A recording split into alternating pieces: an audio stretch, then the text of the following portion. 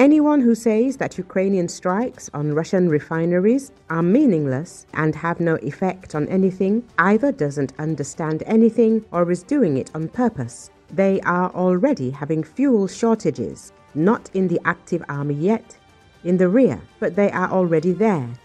Russian-Israeli military journalist Sergei Auslender writes about this in his blog. The main thing is, there is no place to store it. The oil industry has always been export-oriented, even since the Soviet era, and export to the West. Then one brilliant strategist decided to resolve the issue with the rebellious neighbor in 3 days, and the export was covered with who knows what. But this beloved let's sell everything to China turned out to be logistically a little more complicated than they imagined. Remember the disaster in the Black Sea when everything was polluted with fuel oil? Well, this was precisely due to the lack of storage capacity. There is a certain turning point, namely the percentage of processing capacities, after the removal of which a tangible and noticeable crisis will begin. They write that it is 15, but I do not know. I am not an expert in the oil and gas industry. But in any case, this point exists and it is not far away. The gasoline crisis that is gripping Russia has caused a wave of discontent, even among Russians loyal to the government. Russian deputy for the Communist Party of the Russian Federation, millionaire blogger Nikolai Bondarenko, went into hysterics about what is happening in his blog.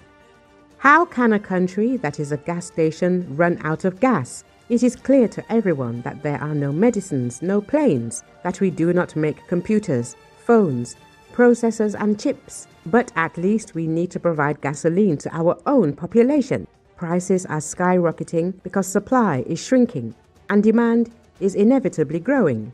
The government is washing its hands of it. What is so difficult about increasing production, investing money in the real sector, investing in the oil industry?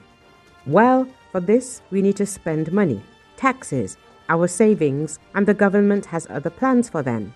It all starts with Primorye, but there is no doubt that this can spread to other regions in the very near future. And after the deficit, there will be a rise in prices. And after the rise in prices, a decline in the standard of living of citizens and an exacerbation of sad trends. An increase in mortality and the fall in the birth rate. Who will give birth to children and start families in conditions of such uncertainty? Bondarenko said. It should be noted that the fuel crisis in Russia is a consequence of aggression against Ukraine. Kyiv has aggravated the aggressors' problems by massively attacking Russian refineries. Since the beginning of August, the Syzran, Novokuybishevsky, Saratovsky and Volgograd refineries have been out of order. Rosneft's Ryazan refinery, which supplies fuel to Moscow and the region, has stopped half of its capacity.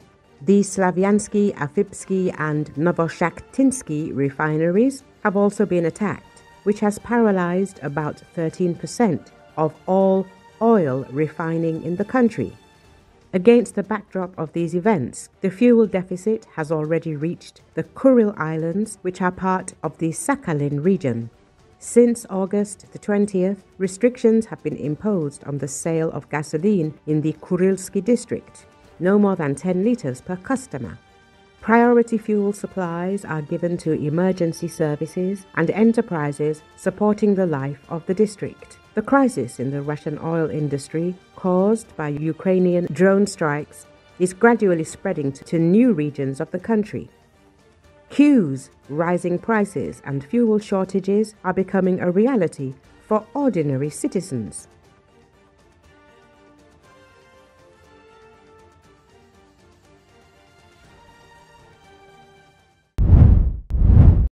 North Korea's leader Kim Jong-un held a ceremony in the capital Pyongyang to award state honors to soldiers who returned from combat in Ukraine and to mourn those killed, state media said Friday. North Korea's official Korean Central News Agency said Kim awarded state hero titles to commanders and soldiers who returned after fighting alongside Russian forces in the Kursk border region against Ukraine. According to Associated Press, he also placed medals beside the portraits of fallen North Korean troops, described by state media as martyrs.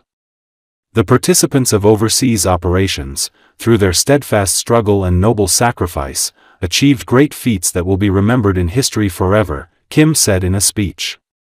According to South Korean assessments, North Korea has sent around 15,000 troops to Russia since last fall and also supplied large quantities of military equipment, including artillery and ballistic missiles, in support of Putin's efforts against Ukraine.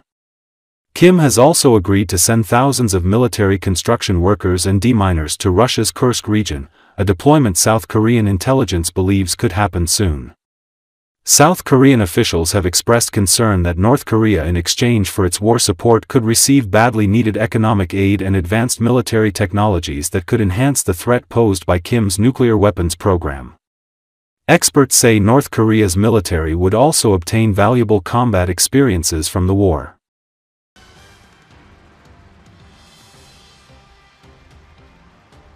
오직 승리로서만 지켜지고 빛나는 위한 모습들과 빛나는 최후를 경건히 회역하시면서 열사들의 초상 곁에 조선민주주의 인민공화국 영웅비에다를 직접 달아주셨습니다.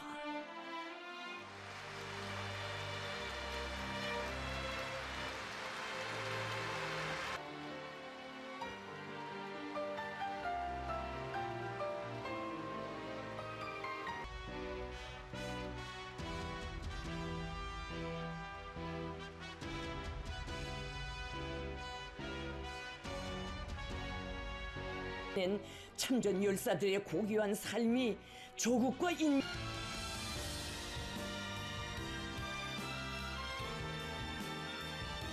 인민과 국방성 지휘관들, 조선인민군 대연합 같은 가슴에 새기며 그들의 염원 찬란히 살아 빛나는 조국의 영원한 승리 위하여 더욱